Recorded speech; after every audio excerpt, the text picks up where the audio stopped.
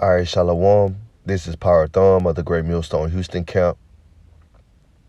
Back with another lesson. And before I begin, I want to give all praises and glory and honor unto Yahweh Ba'ashem, Yahweh Shah, Ba'ashem Rachak Yahweh is whom the world ignorantly called God.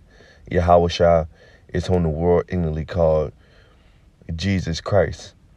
Yahweh and Yahweh Shah are the powers of the nation of Israel, and salvation will come through Yahweh Shah into the Israelites. The Israelites consist of the so-called Negroes, Latinos, and Native Americans, and our brothers and sisters that have been scattered throughout the four corners of the earth. Double honors to my apostles and the elders of the great millstone, who rule well, of whom I learned the truth of the gospel. Peace, blessing, and salutation unto the elect, which consist of 144,000, the governing body, the men, the prophets, and the innumerable multitude, which consists of men, women, and children. All right. Now I just want to do a salvation belongs to Israel video. I was motivated to do this lesson through watching the Apostle Aram Lab's video of, let's look at it real quick. The nations were not written in the script of salvation. All right, so the heathen nations outside the nation of Israel, all right, which the Israel, I said again, are the so-called Negroes, Latinos, and Native Americans. And outside of that one nation, you have 17 other nations that were created, okay, by the Most High through men. Okay, and those men had children, and those children had children, just like the nation of Israel, all right, which goes back to, Abraham, the fathers of the promise, Abraham, Isaac, and then Jacob, and then Jacob's 12 sons. Okay, that's why you have the 12 tribes of the nation of Israel. Same thing with these other nations. They have tribes, they have lineage too. But the Most High's chosen people are of the nation of Israel. Okay, this is his special people. All right, he chose the Israelites out of all other nations. Okay, so this is Romans chapter 11, verse 26. In Romans 11, these so-called Christians like to mention this this chapter, but they rarely can ever go into it, and if they do, they break it down wrong. All right, so Romans 11, the whole chapter, pretty much the majority of the chapter is going into the Gentiles grafted in. Now, in the Apostle Aram Lab's video, he went into the Gentile, okay, broke it down. All right, and it's simple until it's plain, okay, unto whom the Most High dealing with, but unto the simple minded individuals that try to deal with the scriptures, maybe they're of the nation of Israel and maybe they're a heathen like Vocab Malone, they can't understand it. All right, because definitely the Most High is not dealing with a heathen. All right, and the Most High is only dealing with his to give the 100% truth. He's only dealing with his men, which his truth has been placed here at the Great Millstone. Though other camps, they do say that these Gentiles also are Israelites. But when it comes to this Romans the 11th chapter, you have had some Israelites to break this down wrong. But said all that to say this, Romans 11 is talking about the Gentiles. So when we get down to verse 26, it's going to pretty much let you know that these Gentiles are Israelites. So in the heading, it says that the mystery of Israel's salvation.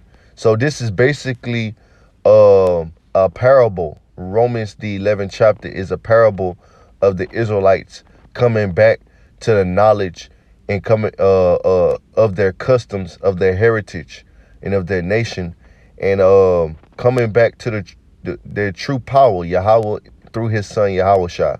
All right.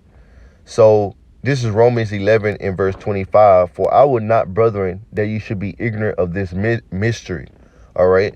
So also in the apostles' lesson, he mentioned the mystery of the Gentiles, and then he mentioned the history. I believe the apostle Tahar has said this: you can't know the mystery unless you know the history of what happened to Israel, and then you will be able to relate that to who the Gentiles are. All right. So you got to know the history to know the mystery. For I would not, brethren, that ye should be ignorant of this mystery, lest you should be wise in your own conceits, that blindness in part is happened to Israel, until the fullness of the Gentiles come in, unto the whom the Most High had elected out of the Gentiles to come into this truth. Okay, then back at that time, Israelites wasn't believing in Yahushua. Okay, they was believing in the law. Okay, so blindness in part had happened to those that knew that they was Israel. Come in 11 and verse 26, and so all Israel shall be saved. So just landing back on the previous verse, which was verse 25. Verse 26 is a follow.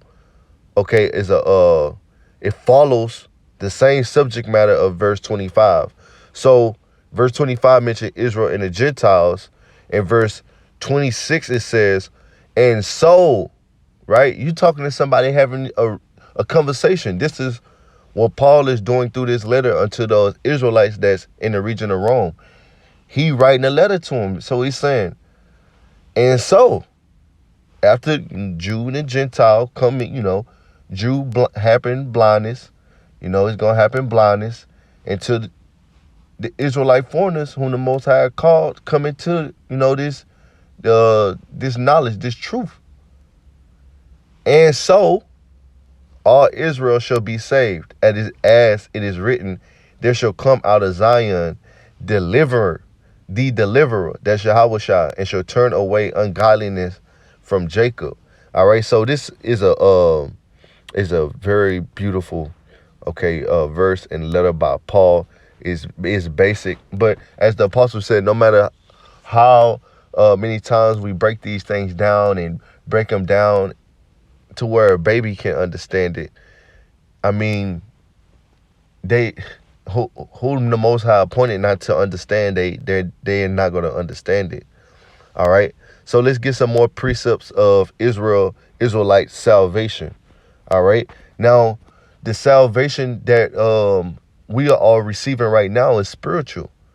The salvation that we will receive when Yahushua come back is physical. So there's the spiritual salvation that's happening right now, and then there's going to be a physical salvation upon the ones who receive the spiritual salvation, which is the knowledge of this truth. Okay, the true understanding of the gospel. All right, the true understanding of these scriptures. All right. So let's go from there to Isaiah chapter 11 and verse 11. It says, and it shall come to pass in that day that the Lord shall send his hand again the second time to recover the remnant of his people. The first time. All right. Jeremiah chapter 23 and verse 7 and 8. It says, well, let's start at verse 26. It says,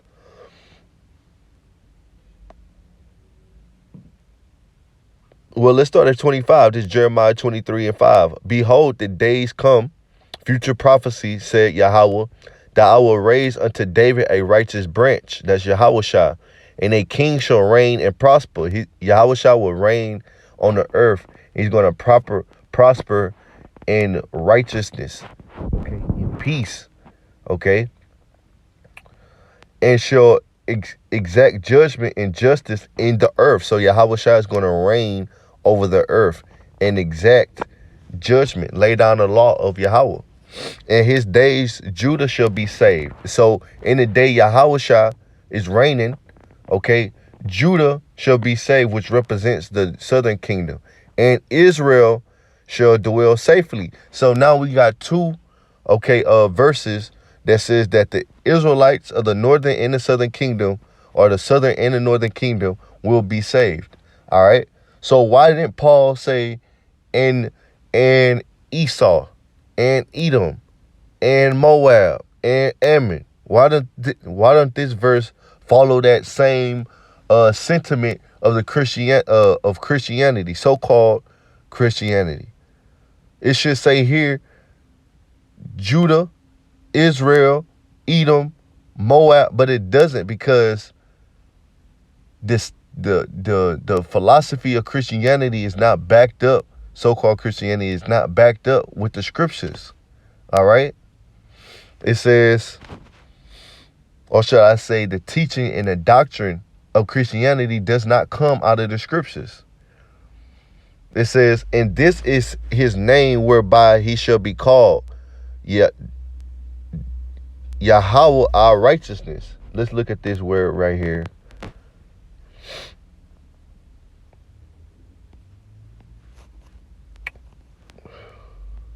Yep, Yahweh.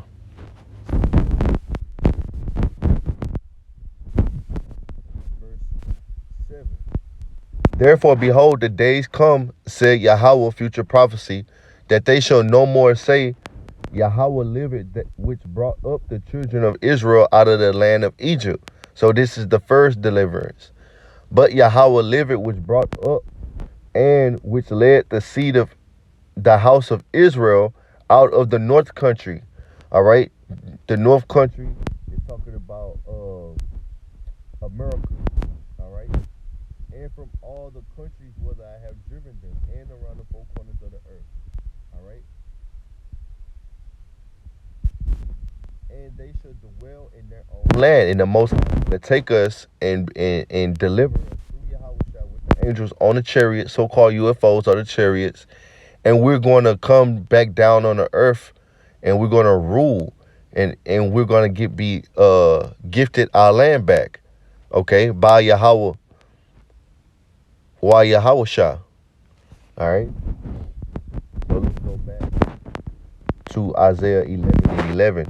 And it shall come to pass in that day that Yahweh shall set his hand again the second time to recover the remnant of his people, which shall be left from Assyria. So this goes into the scattering. There's going to be elect, which are scattered, okay, from Assyria, from Egypt, from Petros, from Cush, from Elam, from Shinar, and from Hamath, and from the isles of the sea. And he shall set up an ensign for the nations, and shall assemble the outcast of Israel, the northern kingdom, and gather together the dispersed of Judah, the southern kingdom, from the four corners of the earth. The envy also of Ephraim shall depart, and the adversities of Judah shall be cut off. Ephraim shall not envy Judah, and Judah shall not vex Ephraim. All right. But they shall fly upon the shoulders of the Philistines towards the west. They shall spoil them of the east together. They shall lay their hand upon Edom and Moab, and the children of Ammon shall obey them. So we're going to rule over the heathen nations, okay? And it's going to be a righteous rule, all right? And we once ruled over these nations. Let me just quick. It was just a beautiful read. It's in the history of how we was running and how we was running things and how we was locking things down when, the Most High had us as a sovereign nation. Okay? Now I just want to read this, and it'll probably be the last chapter precept that I do get. This is Ezra chapter 4 and verse 12. Be it known unto the king that the Jews which come up from, and to get the context of this, just read, started from the top. It's an easy read.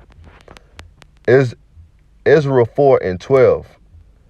Be it known unto the king that the Jews which come up from thee to us are come unto Jerusalem. Read that again. Be it known unto the king that the Jews which came up from thee to us are come unto Jerusalem, building the rebellious and the bad city. That's how they perceive. That's their perspective, because these other nations are our enemies. They are our adversaries.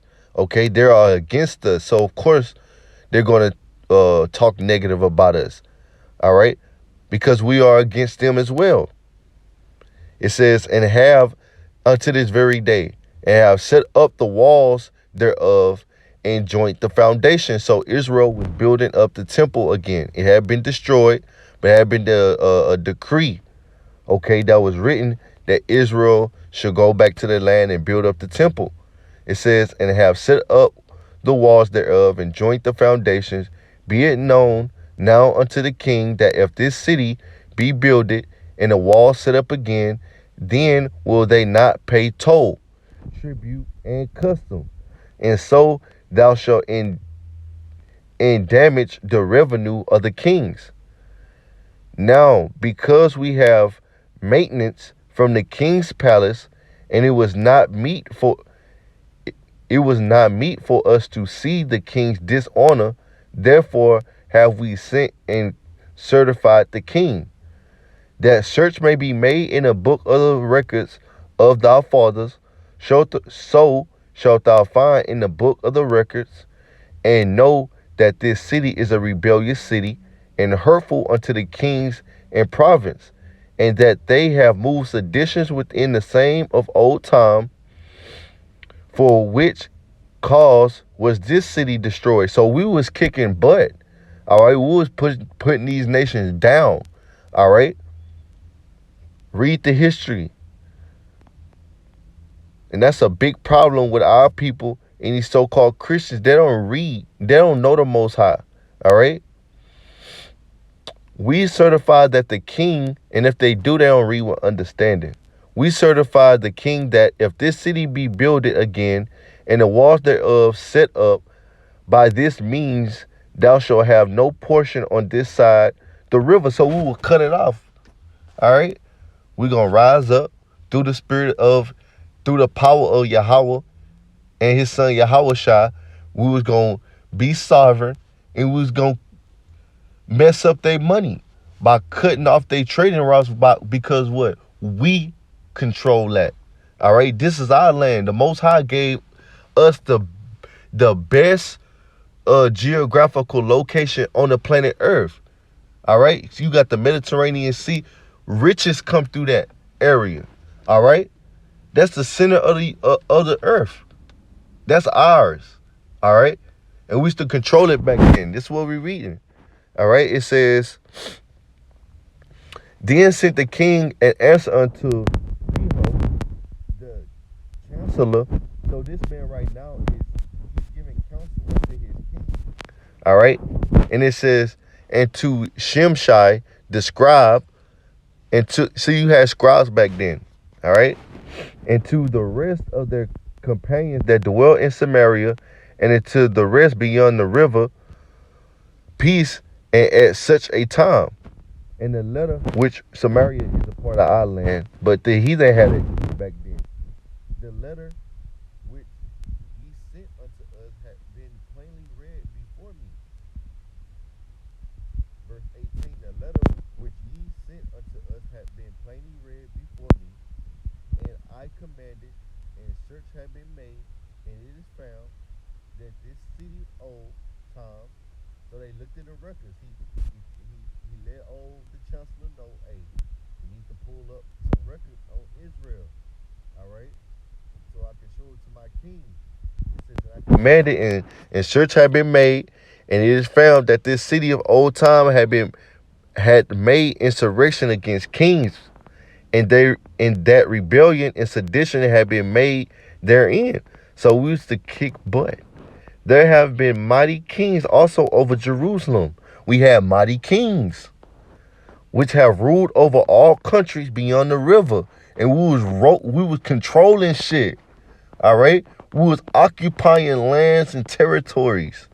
All right, and toll and tribute and custom was paid unto them. We had subjects that was tributary unto us, paid taxes.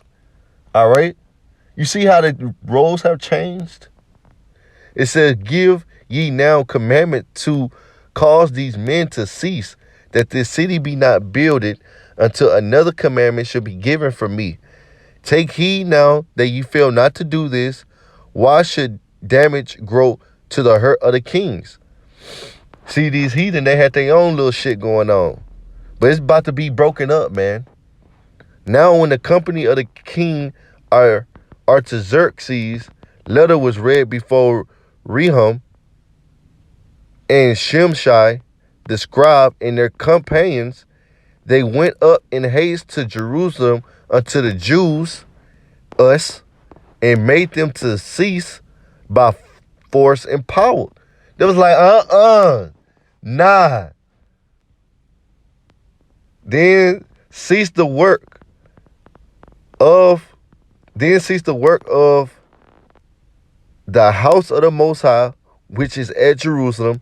So it ceased until the second year of the reign of Darius, king of Persia. But right, that was back then. They stopped the building for a year or two, and then it went on until completion. All right. The third temple is being built. Okay, and it's a spiritual temple, and you can't stop it. All right, that's according to the scriptures. Now, could get the precepts. We're not going to get the precepts. Lord willing, this lesson was edifying unto the elect of the nation of Israel. Call Allah Yahweh Shemi Awashah by Shiro Kakwadash, Brakathon Shalom.